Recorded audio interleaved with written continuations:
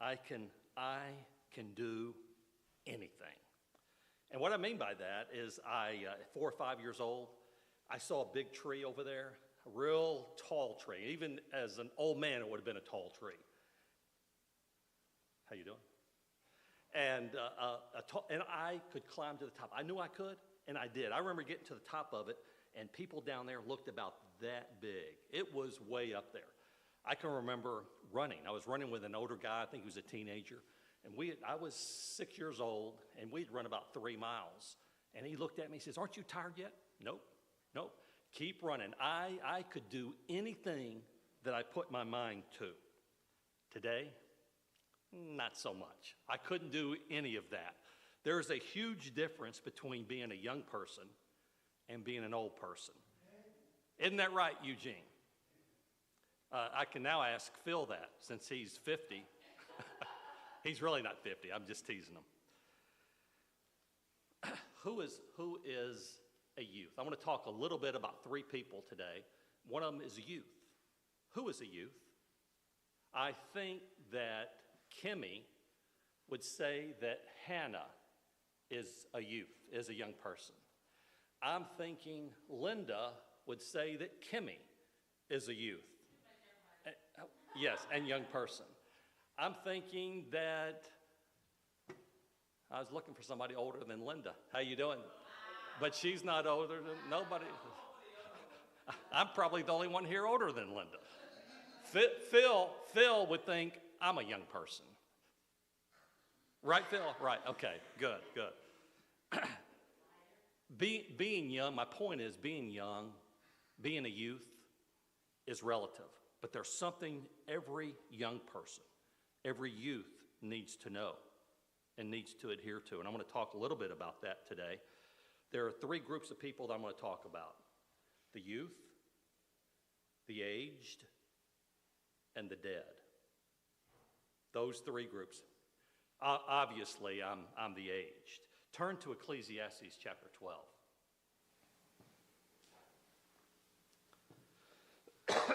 Ecclesiastes chapter 12. And verse number 1. Good to see you, Carl. Hey, guys. How y'all doing? Good. Y'all come on down.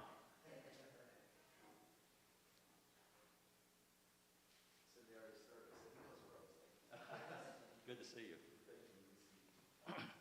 Ecclesiastes chapter 12. The youth, the aged, and the dead. Which one are you? Ecclesiastes 12:1. Remember now thy Creator in the days of thy youth, while the evil days come not. That is an important phrase that I'll talk to in just a second. While the evil days come not, nor the years draw nigh, when thou shalt say, I have no pleasure in them. Remembering God while you're young is essential. It's important. And I was just telling them a little while ago that who the youth are is very relative. For me, that's youth right there. But for them, they're old. So it's important that we know God. It's essential to life. It's essential to having the right life, a life of blessing. It's essential to know, do you know God? Do you know Him? Do you know God? I have a niece. She grew up in Indianapolis, and she moved to Colorado to find herself. As she was trying to find, I said, well, you're right there. I found you.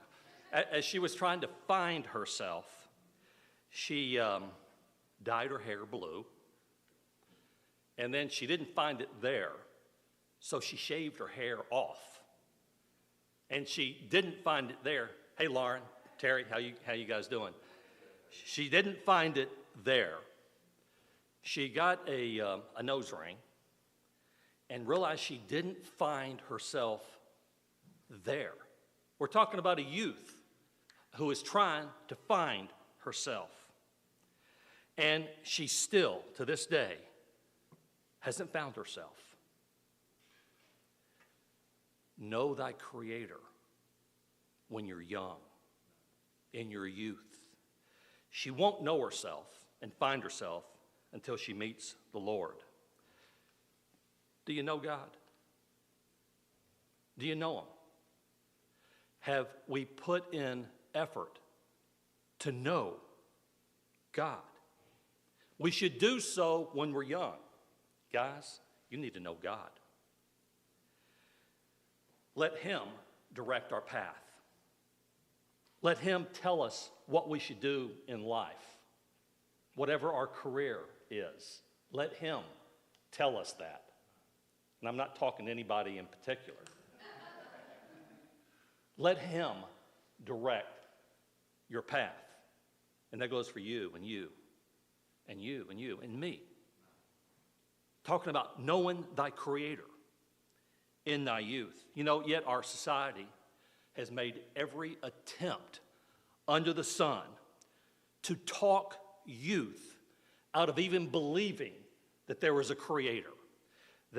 Society has taken as fact evolution to try to not let them understand who the Creator, who their Creator is. Society says you're foolish.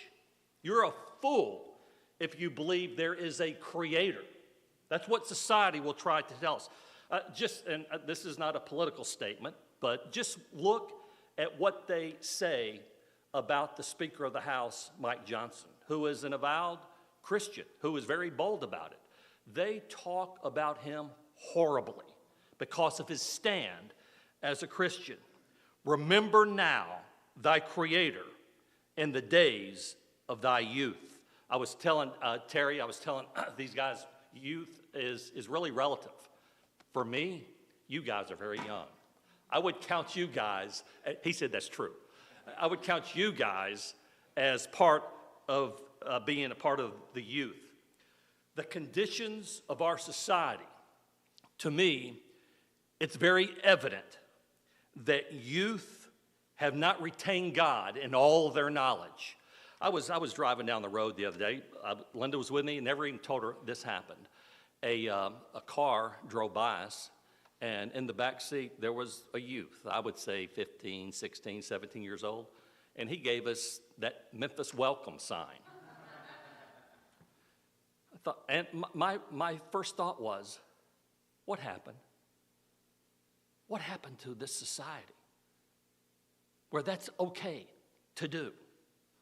I think we see in general that there is a delinquency, and I don't know what grade you teach. What grade do you teach?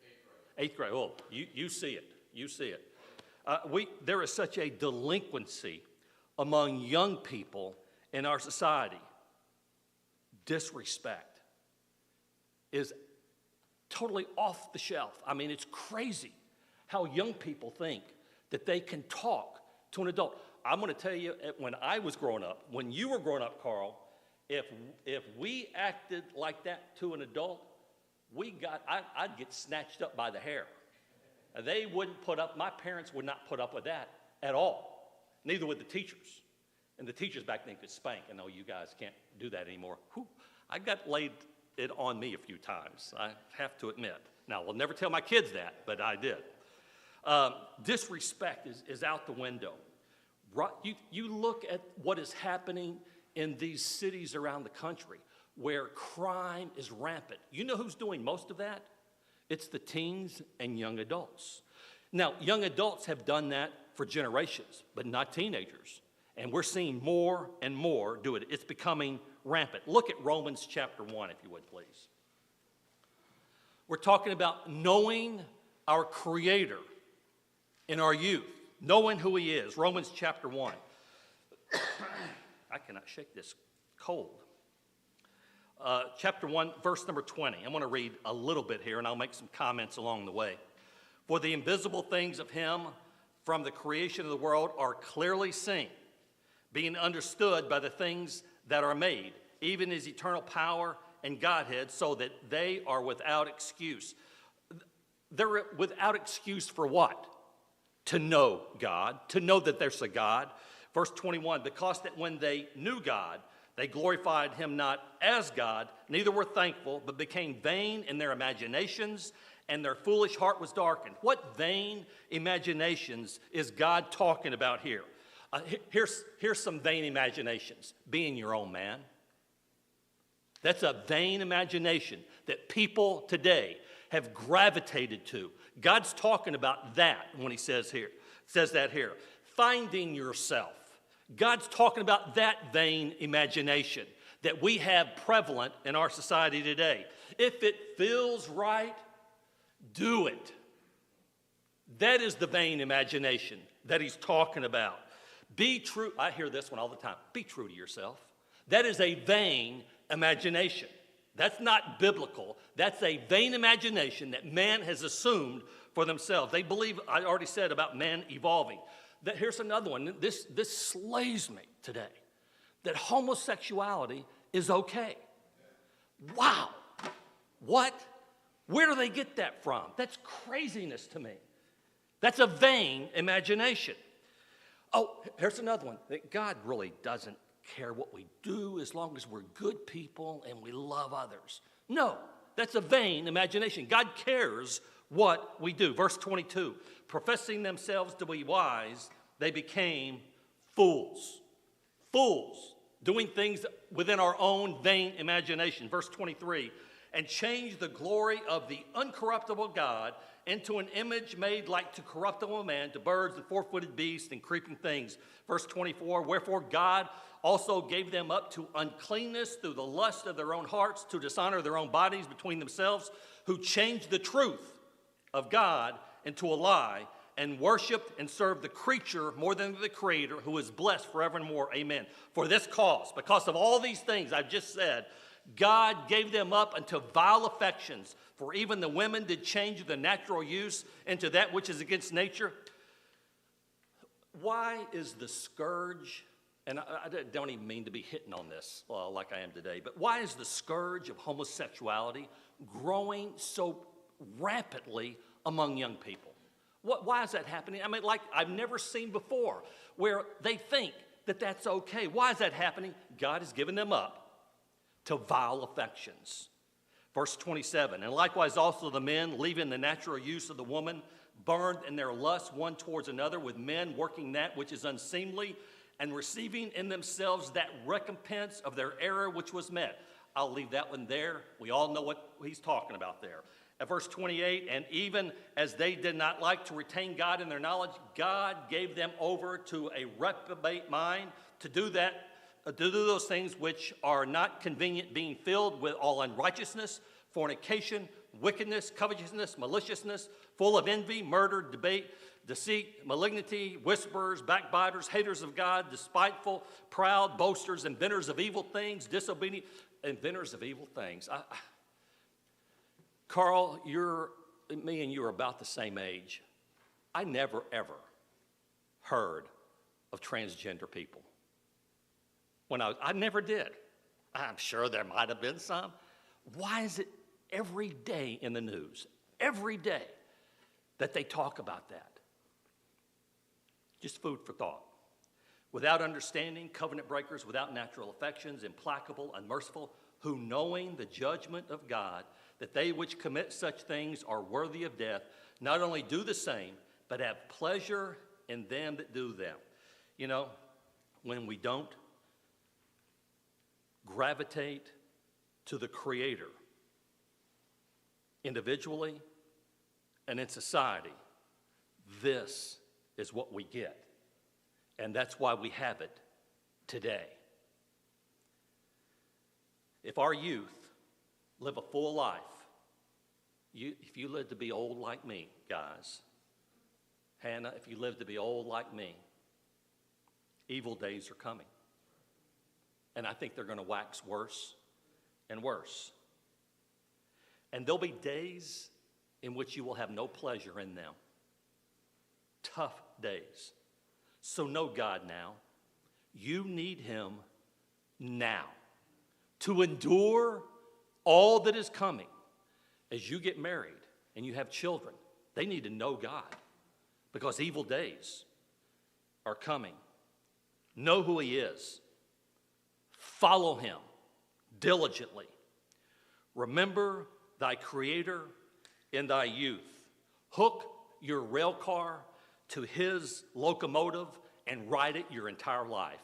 Stay with it and don't stop. Psalms, you don't have to turn here. Psalms 90:10 says, the days of our years are 80, and if by reason of strength they be 80 years, yet is their strength labor and sorrow, for it is soon cut off. And I think about this, 80. I'm 5 years away. This is it. This is life. The only thing of value, obviously, love my wife. She is a gift from God. But the things of value are the relationship that I have with him. Knowing your Creator. We pursue all kinds of things in this life. There'll be people today that are pursuing the Super Bowl.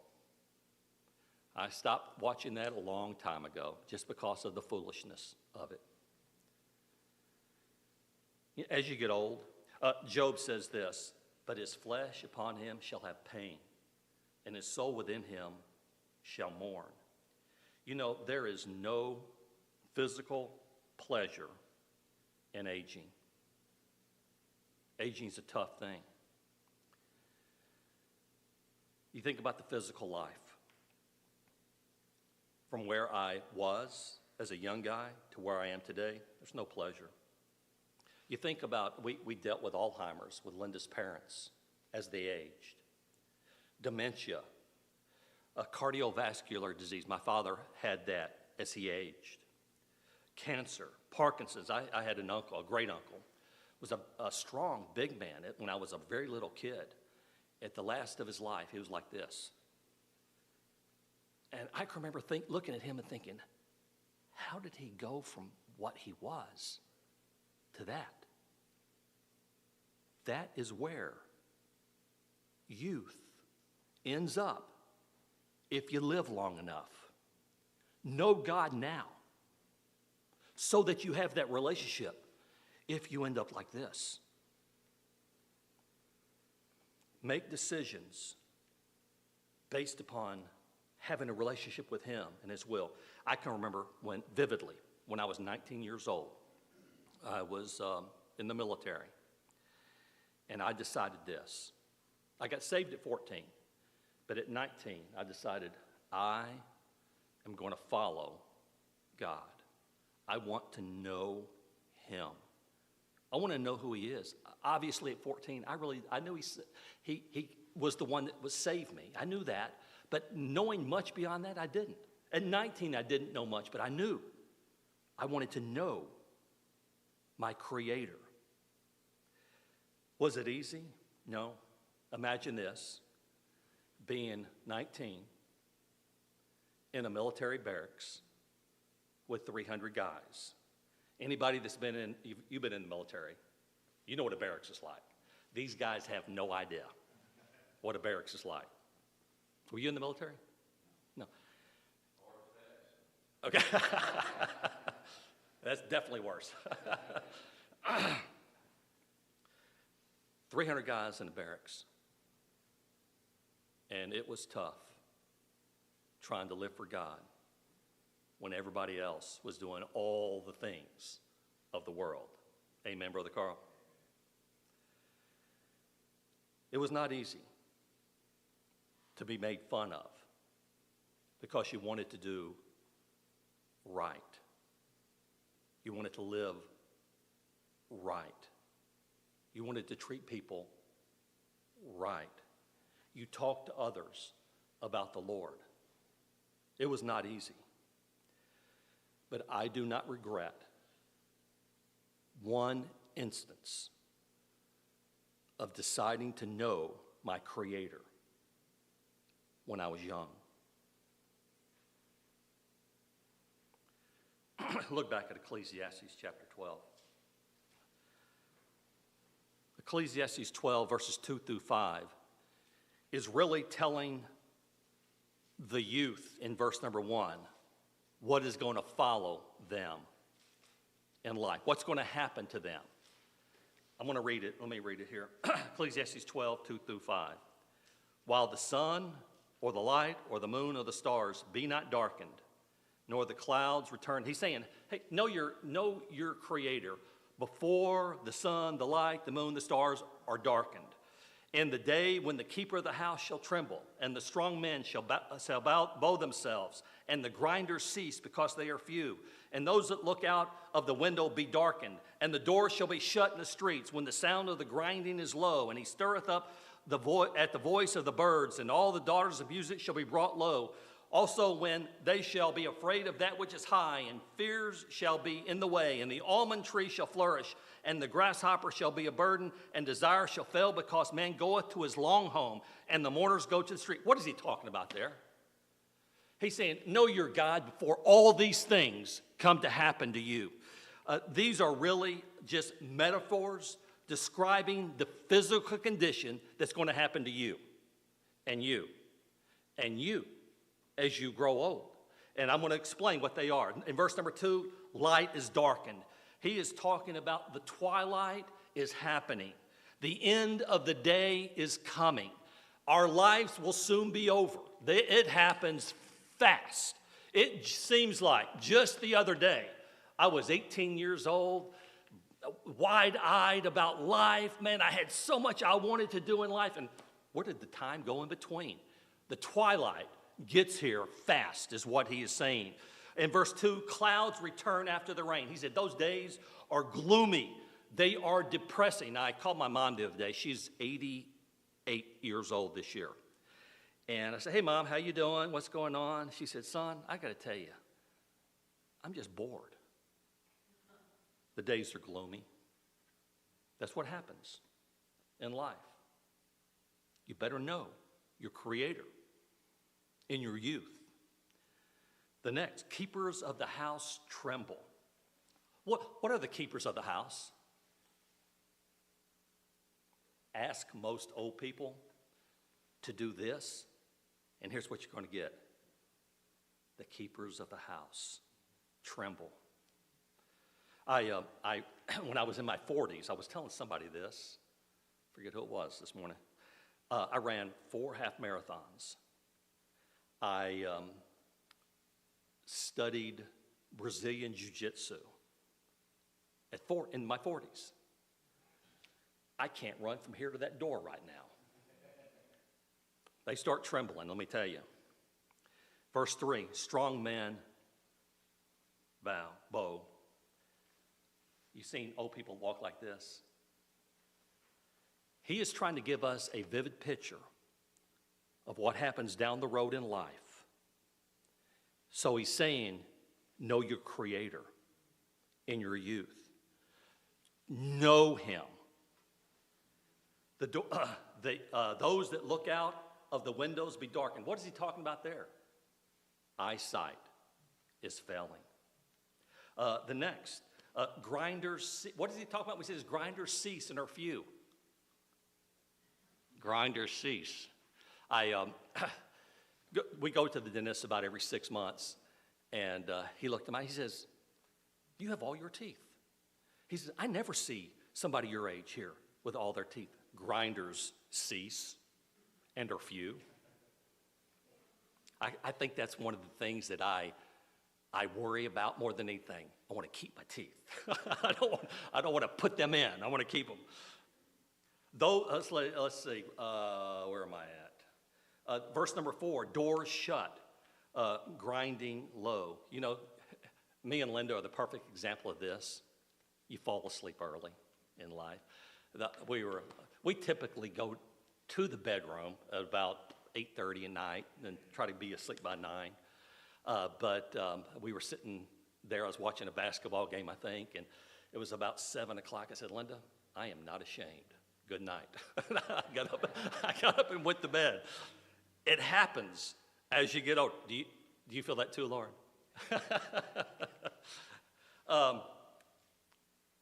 You rise. Verse number 4, it says, rise at the voice of the bird. Linda, we never set an alarm clock. We don't need to. We beat our chickens. We have about 39 chickens. We beat them up. It just happens.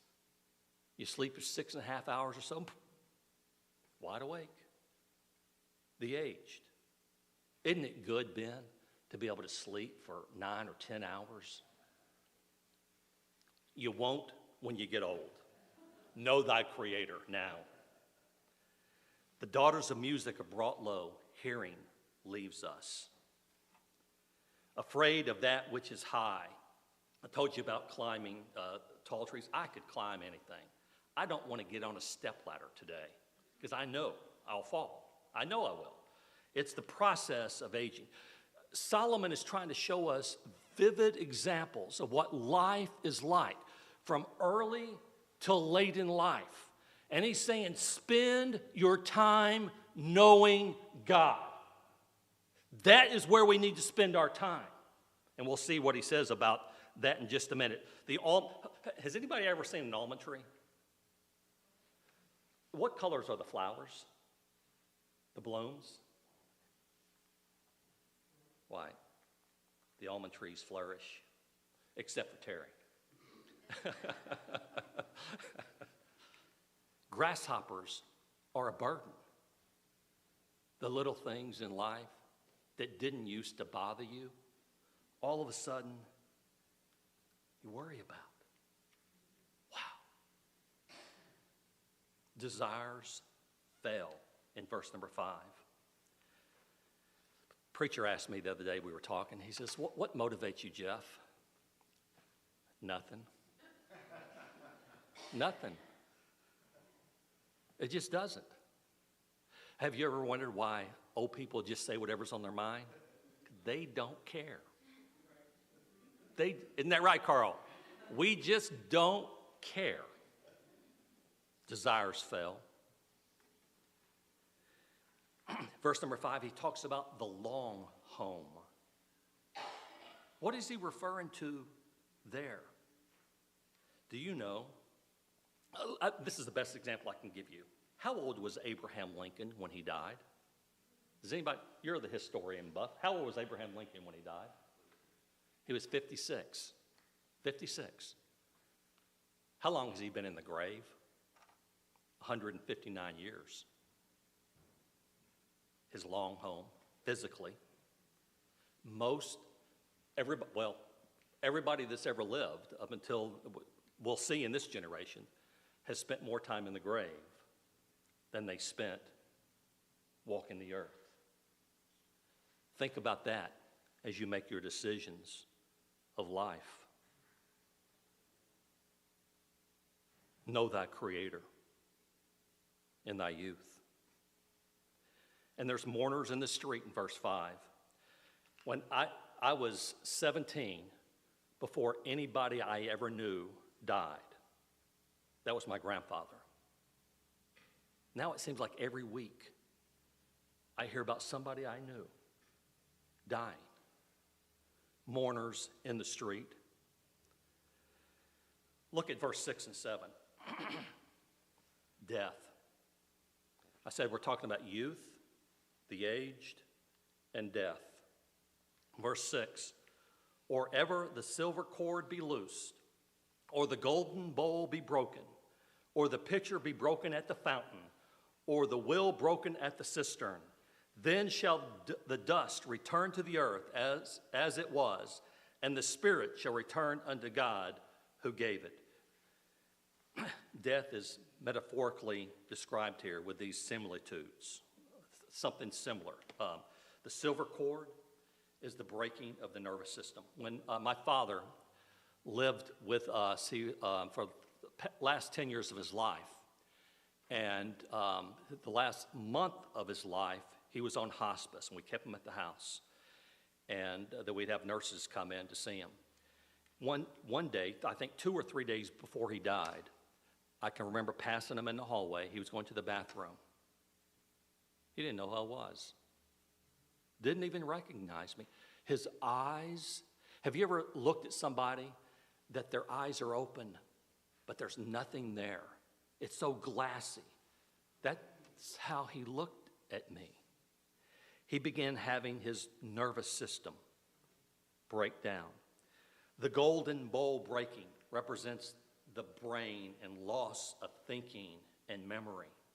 And the pitcher broken at the fountain and the wheel broken at the cistern is really talking about the heart slowing and the blood not pumping, which obviously results in death. That day will get here before you know it. For you, it will get here before you know it. I want you guys to have long, prosperous lives. But what I've just described will happen just like that.